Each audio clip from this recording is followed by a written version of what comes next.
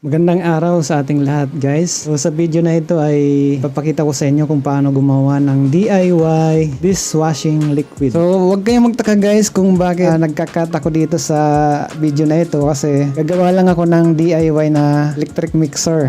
Ayaw kong mano-manong magluwag.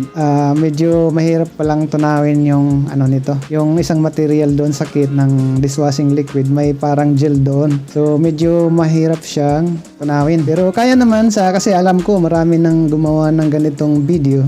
Ako lang medyo gumawa ko ng isang electric mixer. I-combine ko lang ito sa isang electric drill na may speed control. Medyo naman kasi, guys, madali lang tong gawin pag may kumpleto tayo ng gamit, no? So kumpleto naman ng gamit. Papakintabin ko muna siya or tatanggalin lang yung kalawang para hindi sumama doon sa dishwashing liquid na gagawin natin. So tatanggalin ko lang yung mga kalawang, no? Para maging maayos, maging malinis. Ayan, saglit lang din naman. Pinforward ko na siya para hindi yun, ikakabit ko na yung pinaka handle ng mixer.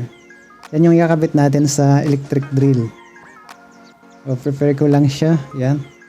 So gamitan ko siya ng isang alignment tool. Itong kulay red na to, ito ay isang alignment tool. Hindi na kailangan yung mga eskwala or mga square. Kasi yung square walang magnet, ito may magnet. So pag square yung ginamit natin, pag wineld na natin, pwede siyang ma-out of align. Pero ito nakadikit talaga siya. So mas efficient gamitin. Mas maigi kung kumpleto tayo ng gamit. So ayan. Pero hindi ko naman na gumawa tayo ng ganito. Pinakita ko lang dito sa aking project kung paano ko siya ginawa. Actually, pwede natin gawin kasi ang mano-mano, tiyaga talaga. And then mas maigi kung kung dudurugin na yung gel na na yun, yung ingredient na yun na gel. Yun lang nakikita ko mahirap i-lusaw sa project na ito or sa mga DIY na ginagawa ng mga gumagawa ng mga liquid dishwashing soap. So ayan, ayusin ko lang yung paka-welding nito, guys. Makakatipid sa mga ganitong mga project, guys, kasi na-order ko yung DIY na dishwashing liquid soap sa online platform. Ito ay nag-cost lang siya ng $240.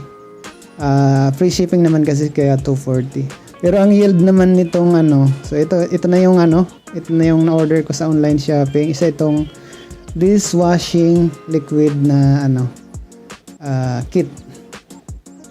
So ayan, may instruction din siya dito. Okay. So yan yung buong material.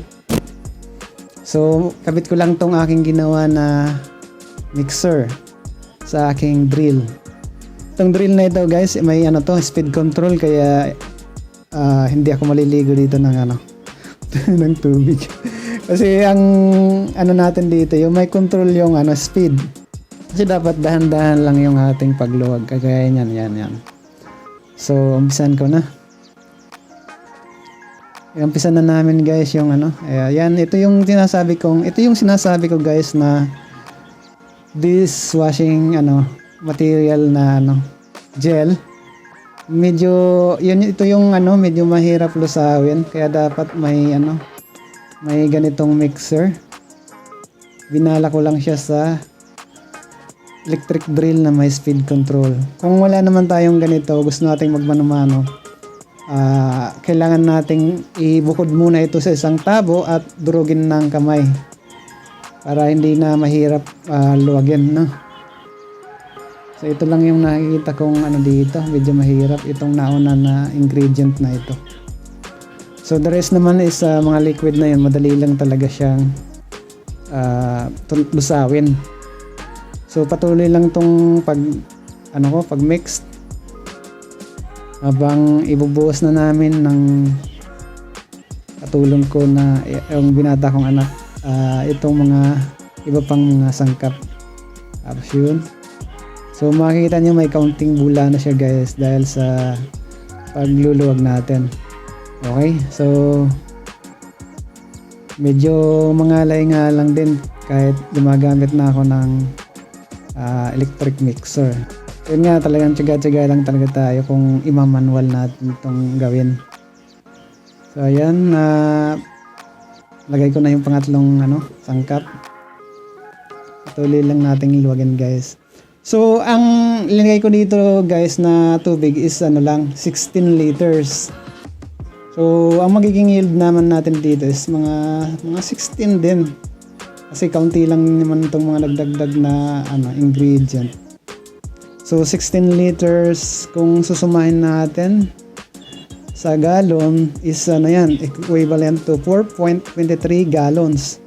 Kasi 4 na gallon, and then kung bibili naman tayo sa mga retail store ng mga dishwashing liquid, siguro ang cost ng isang gallon is 150 pesos. 150 pesos ang isang gallon or maybe more. So ito to 240 lang yung ating DIY kit. Ay naka-yield tayo ng 4 na gallon dito kasi 16 liters. Malaking tipid to guys. Totoo lang talaga. Malaking tipid, and then kailangan lang talaga tayong magsipag na DIY ganito. Nagawa namin dito. So nabuhos na namin yung mga ingredients. Patuloy lang ang luwag ko dito guys. Yan, patuloy ko pa tong luluwagin. Siguro luluwagin ko to hanggang mga mga 30 minutes para yung viscosity or yung pagkalapot niya medyo maganda. Kaya patatagalin ko pa yung pagkaluwag nito kasi may electric mixer naman tayo na DIY natin kanina. Ayan guys, makakatipid talaga tayo sa pagganito. Yan, magandang ideya na ito. So sa mga nagpaplano dyan, mura lang naman siya sa online platform, and then matagal na natin siyang gagamitin.